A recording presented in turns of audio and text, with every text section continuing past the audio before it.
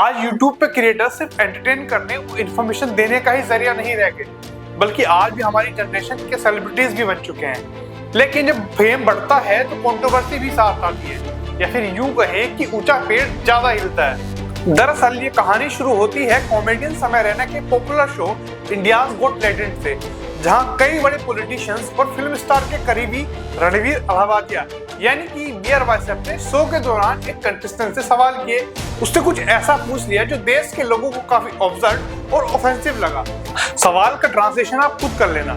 सवाल ये था, would you rather watch your parent have sex every day और join in one and stop it forever.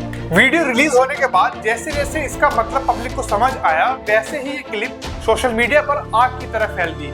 लोग शौक में आ गए कि एक पब्लिक फिगर कैसे इस तरह की बातें कर सकता है। मामले के लाइमलाइट में आने के बाद सोशल मीडिया पर तो मानो बवाल मच गया।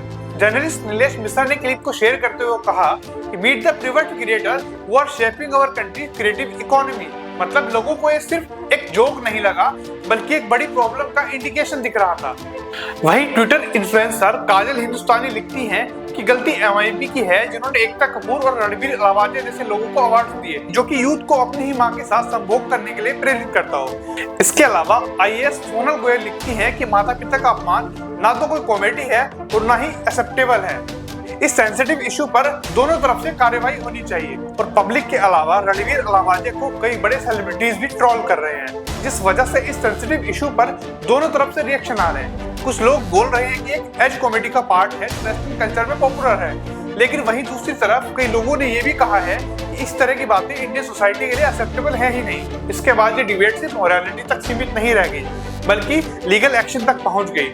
मुंबई के 2 लॉयर्स ने रणवीर और इस शो के ऑर्गेनाइजर के खिलाफ रिपोर्ट की। कंप्लेंट में कहा गया कि ये लैंग्वेज अब्यूजिव और ऑफेंस है। इतना ही नहीं, महाराष्ट्र के CM देवेंद्र फडणवीस ने भी इस कंट्रोवर्सी पर कहा कि फ्री स्पीच की भी एक लिमिट होती है। हालांकि इसके बाद रणवीर ने सॉरी बोलते हुए पब्लिकली एक वीडियो तो शेयर किया है, लेकिन समस्या इससे रुकने वाली है नहीं।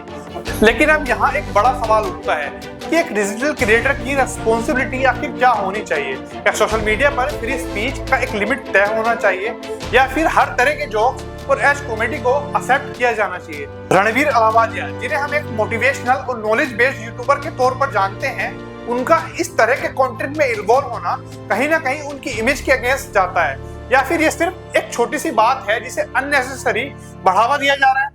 आप इस मुद्दे को कैसे देखते हैं, कमेंट बॉक्स में जरूर बताइए।